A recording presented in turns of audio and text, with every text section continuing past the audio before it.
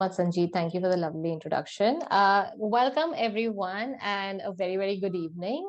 And I'm so glad you guys are removing time for your health and attending this session. So, really, really grateful for all of you to be here. And I'll quickly share my screen and presentation so that we can get started because we have lots to share. So, let's do it. All right. So eat better in 2022. I think this is very important because um, food is the raw material for our body. Food is the raw material for every cell of our body to thrive and survive and repair and recover and just make us the person that we are. Food is not only the raw material, it's basically information. It's information that tells your cells how to behave, what to do, what to change, and that actually helps you become a better human being. So it's not just raw material, it's genetic information that's actually going into your cells. So let's eat better in 2020. So let's understand how we are supposed to do that. Let's first look at how we as human beings have evolved. So we started as an ape, went on to being a strong, muscular hunter gatherer. And obviously, the hunter gatherer did not have all the amenities that we have today. We didn't have Swiggy then, we did not have alarm clocks, and everything was done with the help of our own body and the nature, which we are going to talk about in a couple of slides later. And now, sadly, we have again evolved, or we have, frankly, we're going behind, we're not even evolving to being an ape again. If you see, we're again sitting on the computer, we are like all the time hunching, we're not using our muscles the way we were meant to, and we are not really tapping into our body's power or our body's innate intelligence, because we are so dependent on technology, we are so dependent on external factors to take care of our life, that we are not really using our brain and our body capacity for our highest for being our highest self. And that's what is causing so many problems today, from your health issues to your mental issues and all of that. And I think it's time we start getting reconnected with our body again and start using it, because we are going to lose it otherwise if we don't use it. This is the perfect corporate scenario. We all are wearing our best clothes, best formal clothes, suit, tie, shoes, and we're actually running a race, because life in a corporate world is like a race. We all want to get higher, we all want promotion, we all want to reach higher pedestals in our organizations. And why not? I mean, it's great to be ambitious, it's great to aspire for bigger things, but at the expense of your health, I'm not sure if that's the best thing to do for yourself. So what are the repercussions of a corporate life? I mean, we all know with corporate life comes a lot of long hours of work, deadlines, pressures, meetings, work, time constraints. You really don't have time for self, because I think you're giving your 8 to 10 to 12 hours to your work. And that takes away a lot of your time that you can give to yourself, that you can do something for yourself. And that takes away a lot from you and from your health. So what are the repercussions of this kind of a lifestyle where you're only living in hurry worry? All the time you're in hurry or worry, and surely your curry is also not the best. So what are the repercussions of this? Poor habits, skipping meals. So we tend to skip meals, we don't have time, or we are busy in meetings, so we try to skip our meals, and we're like, okay, I'll just get into the meeting and I'll not eat food, or I'll eat it after some time. And that affects your body. Depending on outside food, obviously with Swiggy and Zomato, I mean, they are also a blessing in a way, but if you are over dependent on these kind of stuff, then you're dependent on outside food, or you don't have someone to cook for you at home, or you're probably too occupied or lazy to do it for yourself. And then outside food is so conveniently available, so we're like, okay, let's just eat that. Finding comfort in junk food. So basically a piece of chocolate or pizza or a cake or a pastry, or probably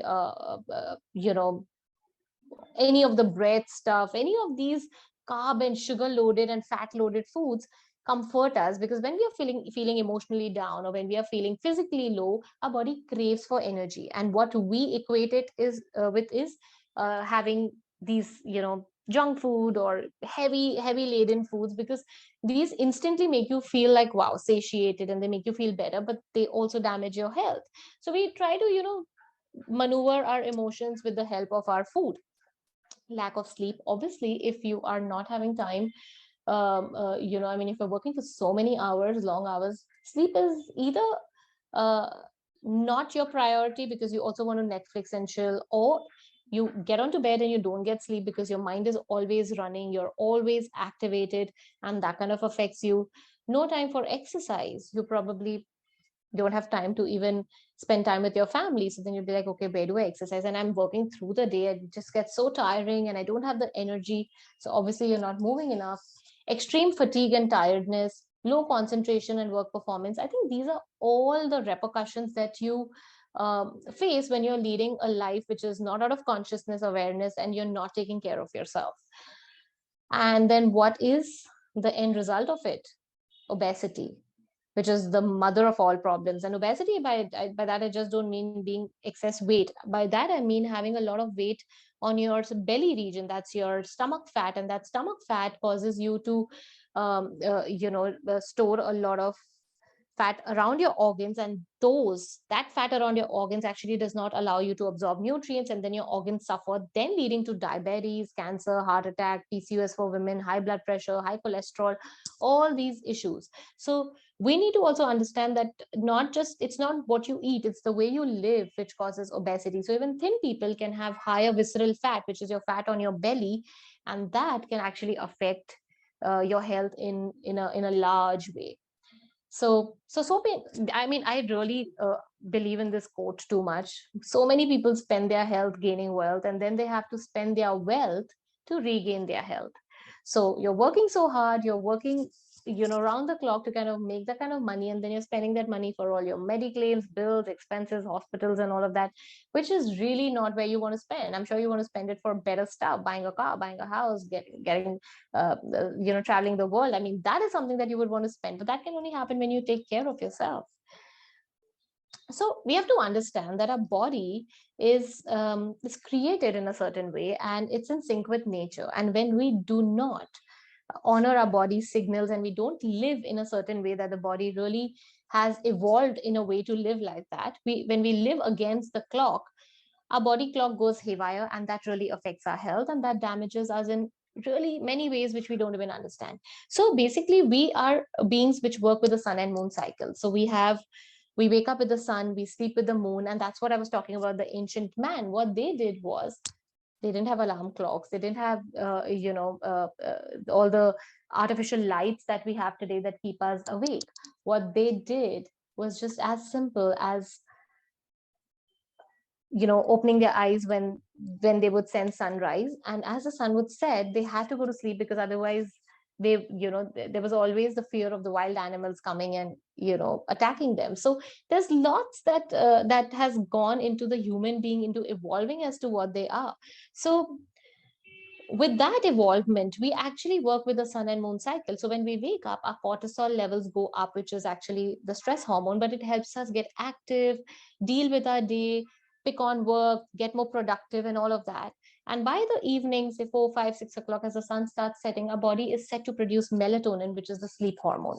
Now, when we don't sleep well, and when we are not honoring our body, or when we have too many artificial lights and stuff, it affects our sleep. So we'll talk about sleep a little later, but please understand the body clock. So cleansing, basically between 4 a.m. to 12 p.m., your body is cleansing. At that time, when we wake up in the morning, we want to run to the washroom, we want to do all the, cleansing jobs that we do. And if you assist your body at that time with more cleansing foods, so avoid having tea, coffee first thing in the morning, drink more water, green juices, fruits, these are more cleansing foods which assist your body to throw out the toxins. You're going to help your body to do much better. Now, from 12 p.m. to 8 p.m., your body is building. So all your protein, fats, carbs, which help you build your cells, which help you, which basically help you cement everything, that starts happening. So you want to build your body, and that's the time when your body is the most um, metabolically active, in terms of it's very readily uh, digesting all the food you're eating, because the sun is at the highest peak. So between 12 to 8 p.m., that's so your highest meal should be your lunch, your biggest meal should be your lunch, which is between 12 to 2, because the sun is at the highest peak and you can then digest all the food really well. So eating all your healthy carbs, proteins, fats, all of that at that time, so your nuts, your obviously your grains, your pulses, can really help you build your body. And then from 8 p.m. to 4 a.m. your body is preparing for recovering and repairing, and it really doesn't want to do much. It wants you to rest, relax, because you can't repair a car engine while the car is on. You have to shut the car engine, and that's when you can actually do the repair work. Similarly with our body cannot repair and recover while there's food in your gut. So your body needs you know, an empty system for it to do the repair and recovery work. So what we'll end up doing is we eat a heavy dinner, because that's the time we spend with family. That's the time we feel, oh, we're so that's one meal we get to sit with the family and eat, and we enjoy in front of the TV and stuff.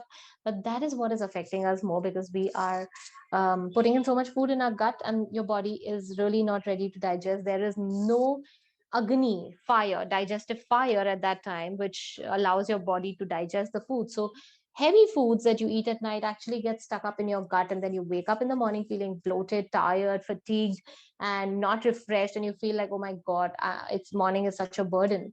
And that's because you probably haven't emptied, you've not given your body an empty gut through the night. So eating light dinner at that time, maybe soups, sauteed vegetables, doing some vegetable cutlets, dal khichdi, these are light foods which get digested faster. So doing that kind of stuff at night is a better option. Now let's talk about, so what we spoke about right now was the circadian rhythm. So this is the sun and moon cycle. We wake up with the sun and we sleep with the moon. That's the circadian rhythm.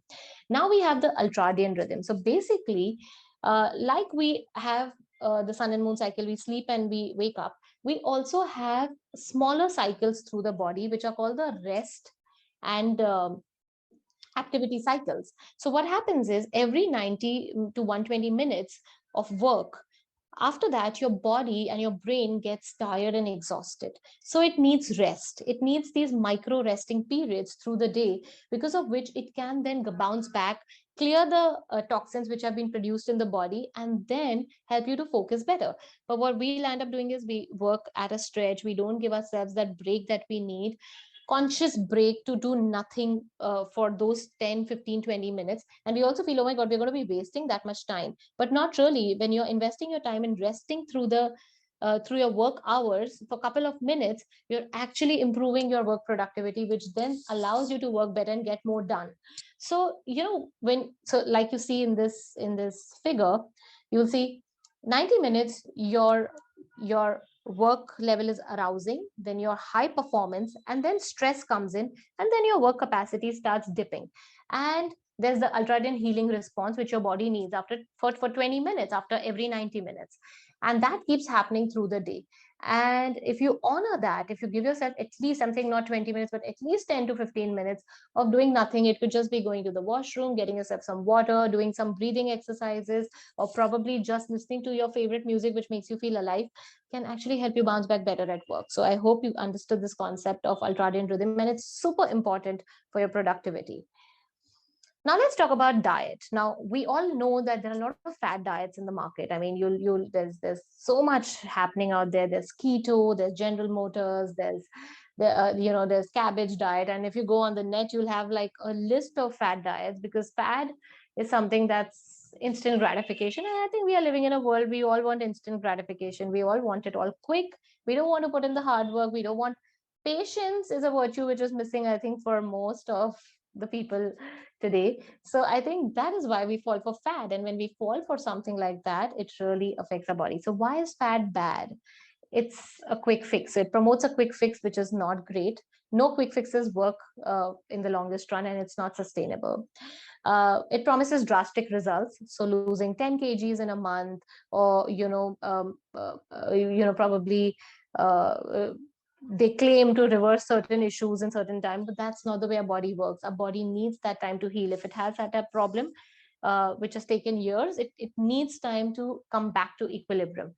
It is fat diets are very restrictive. They eliminate particular food or food groups. So when you are restricting yourself, then you want to do more of it later. Severely restricts calories. So when you're severely restricting calories, you're also putting yourself in a survival mode where your body later wants to hold on to every ounce of fat in there, because it does not want you to suffer in times of crisis. So that again is not great. It forbids or encourages one particular nutrient such as protein, carbs, or fat. So if you see keto, then it's all about fat, fat, fat, and protein, which taxes your liver, which taxes your kidneys, and then affects your gut microbiome, which we're going to talk about later. But that's what it does. It promotes rapid weight loss, promises rapid weight loss, instant gratification, like I told you. And it has rigid and unmanageable rules and makes them unsustainable. So this is not something you can live with for life. I mean, if I tell you to eat that in that way for life, you'll probably get depressed and you'll want to stop living, because food is such an important part of our life. We have such emotional, mental, spiritual connections with food, and if we don't honor that, you're putting your body through a lot of mental, emotional mess. So how does this the diet cycle work? You start the diet, you restrict yourself, you feel completely deprived and tempted, then cravings start coming in, and then you give in, and then you feel the guilt for giving in, which affects your self-esteem and your confidence, and then you again want to like do the whole cycle again. You get stuck in this vicious cycle, which is not great.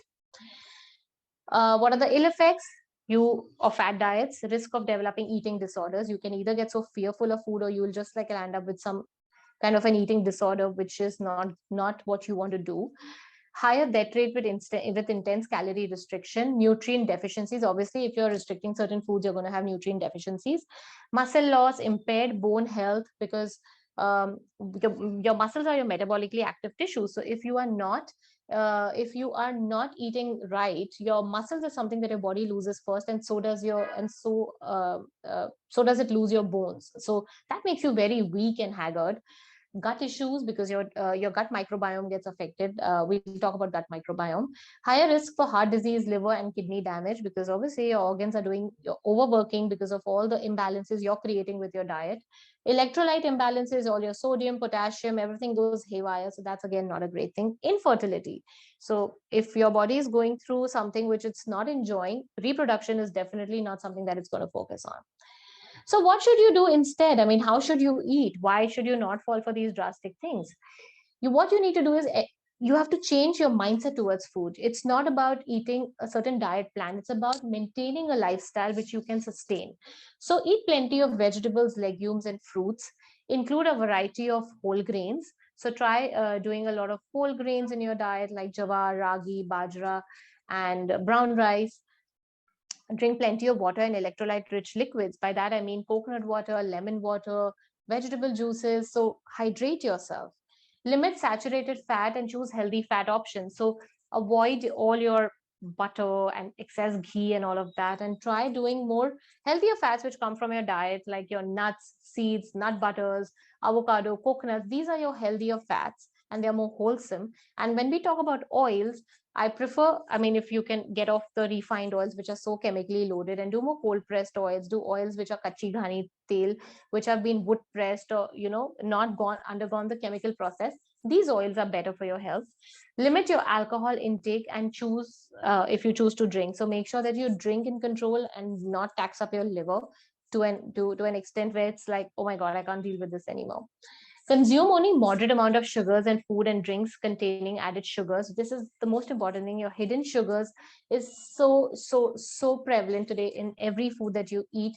All the packaged food, cereals, juices, biscuits, everything you pick up is loaded with any type of sugar, which is definitely damaging. And your fat on your belly actually doesn't come because of the fat majorly. It comes because of the excess sugar, refined flour, and all of that.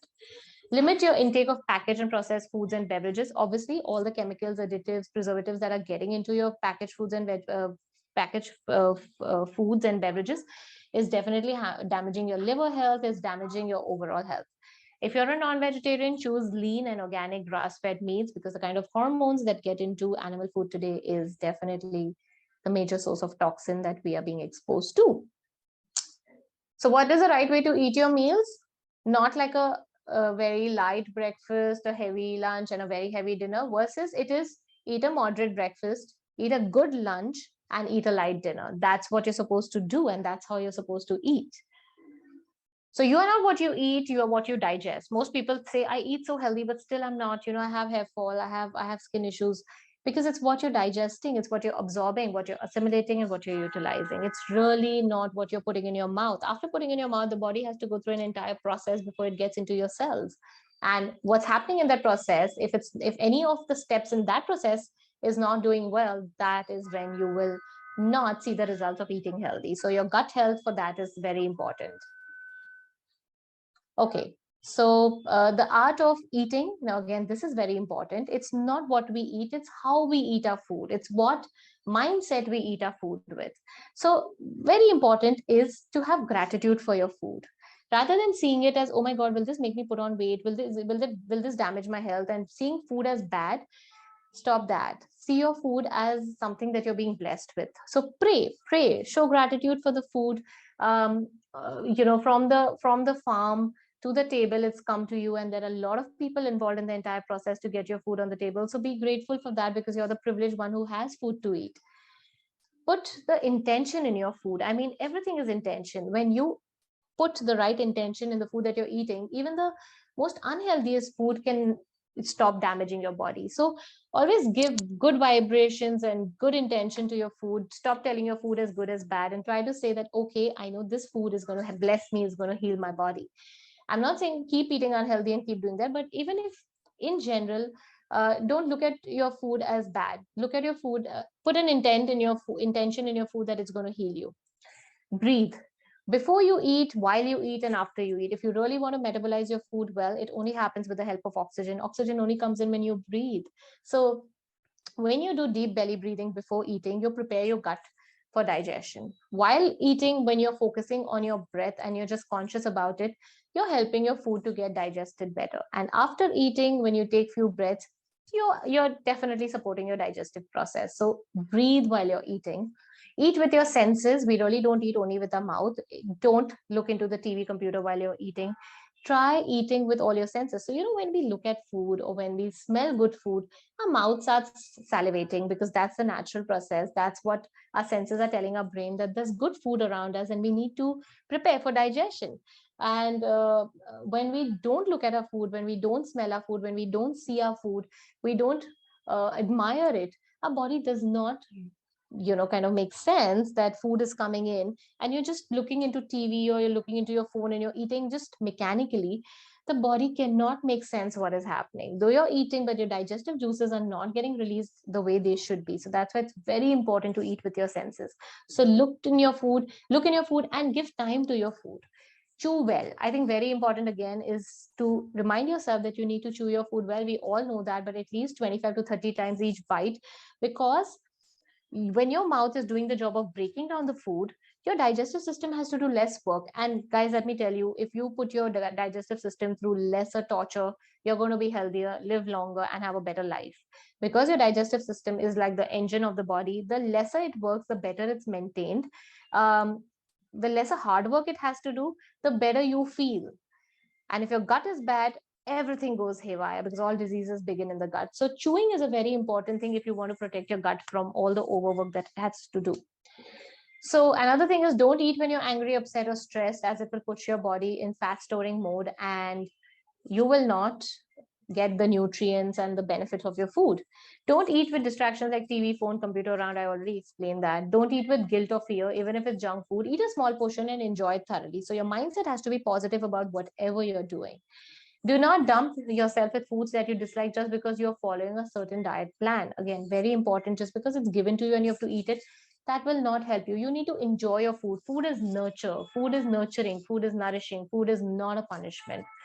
Try to include more healthy foods that suit your taste buds, as pleasure is essential factor when it comes for your body and good health. And you need to make sure that the food is something that's enjoyable.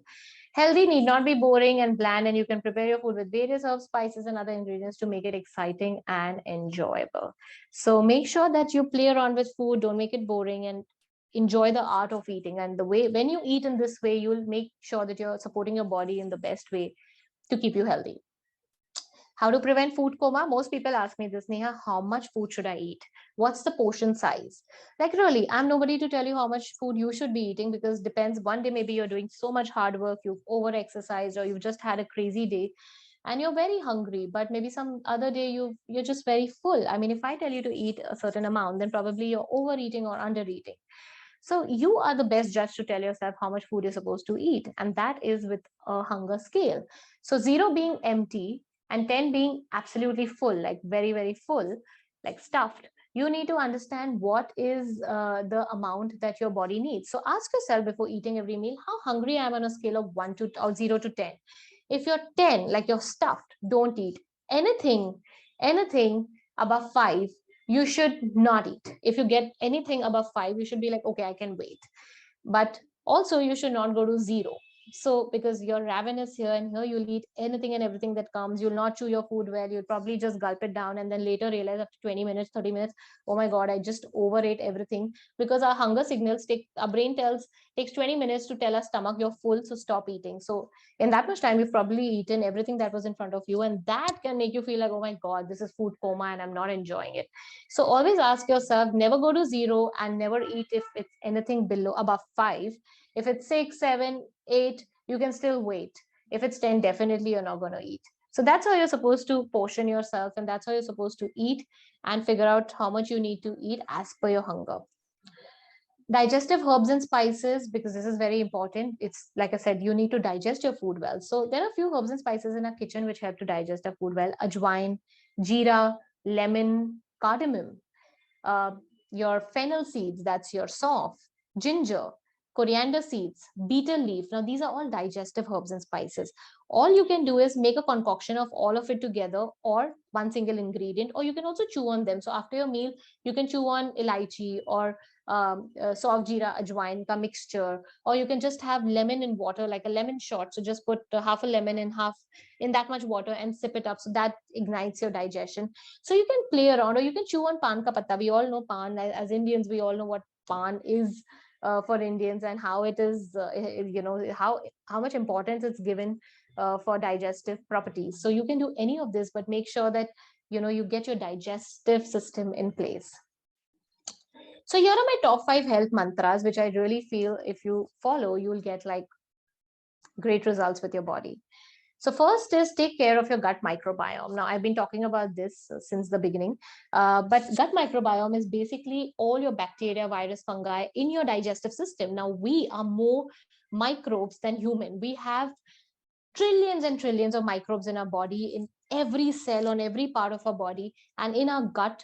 They make a house of their own, and these guys don't just live there. They feed on the food you eat. They take participate in all the chemical reactions. They take care of your weight, of your hormone balance, of your mental health, of your gut health. So basically, they are very, very important part of our body, and because they are living organisms, we need to coexist with them. We don't want the bad guys to come, and we want the good guys to be there.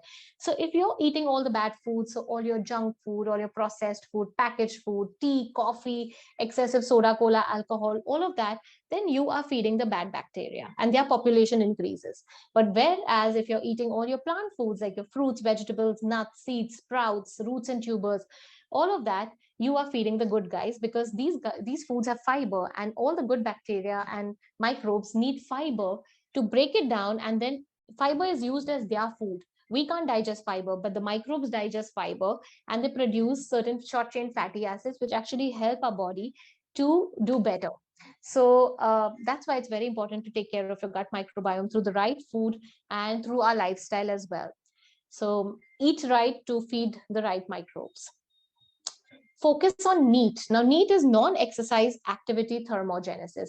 All this while, we've heard people, you should exercise, you should do 30 minutes of this, 1 hour of this, 5 times a week, 6 times a week. Obviously, with the kind of lifestyle we have today, like right now, you're sitting, I'm sitting, what we're doing for 1 hour is just sitting and talking. We're not using our body, we're using our brain, and we're using our mouth more than what we should be doing. We should be using our body more.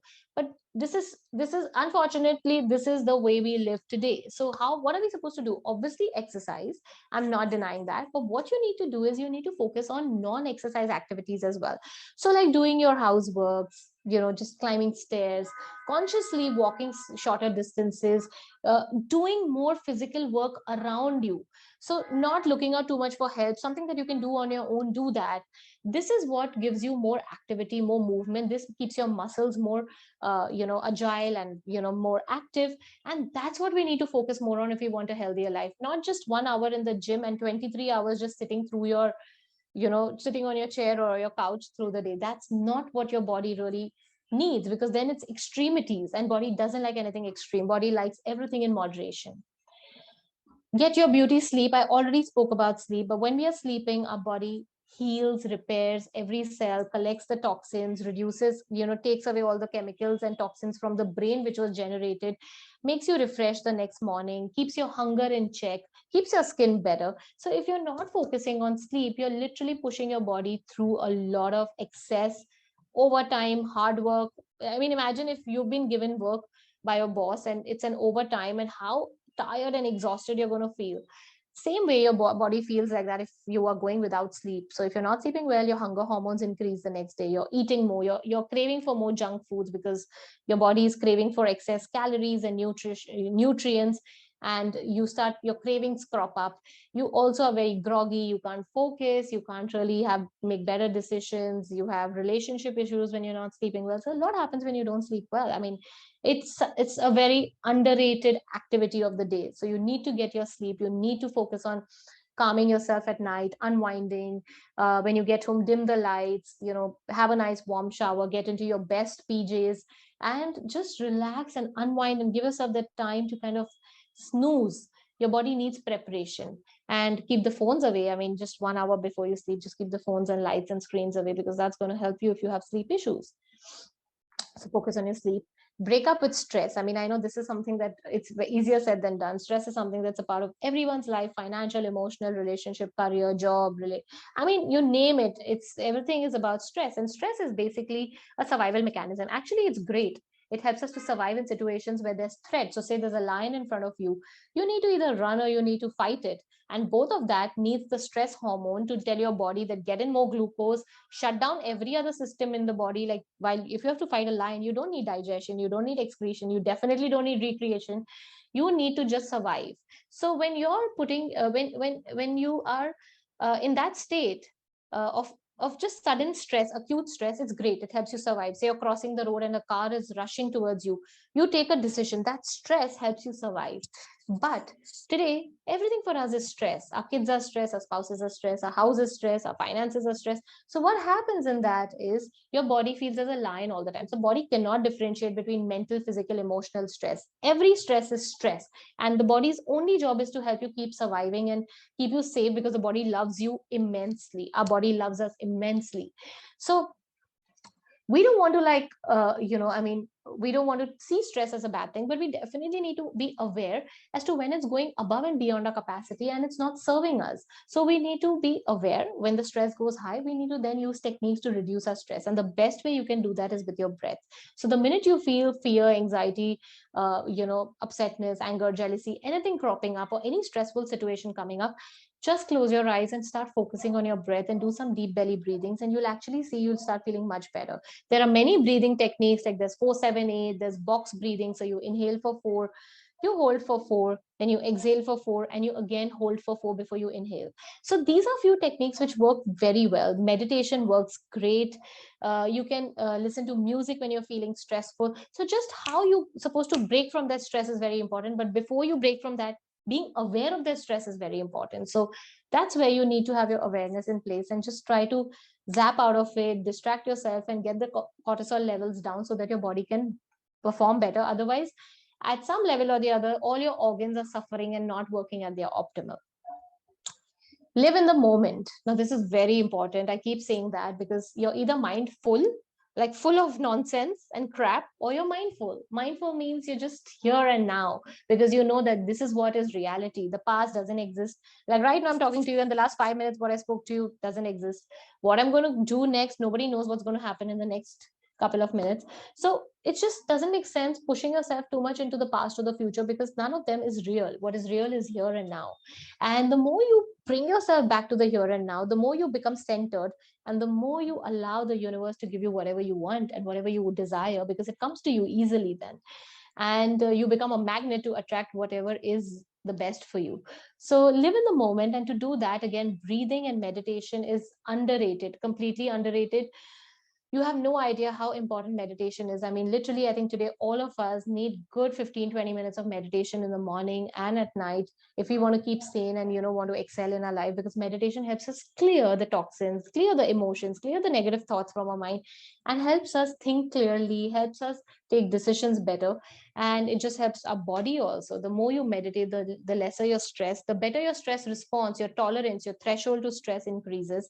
So in a lot of ways, you have to learn to break from your excessive thoughts and overthinking and come back to the present moment. The best way to also do that is see your surrounding, hear anything around you. So use your senses, touch and feel around you, where you're sitting, what is the chair like, what is the fabric like. So get yourself where you are rather than somewhere where you don't know what's going to happen there. And guys, we are the only species on this planet who can create stories in our head and create that stress which does not exist and suffer right now in our body, in our mind. And probably that what we are assuming might never even happen. It might turn out to be much better than what we are fearing it to be. So doesn't make sense, right? Next, as corporate employees, everything is on the go. So a lot of things happen on the go. So you need to carry some healthy snacks with you rather than eating all the junk. So what do?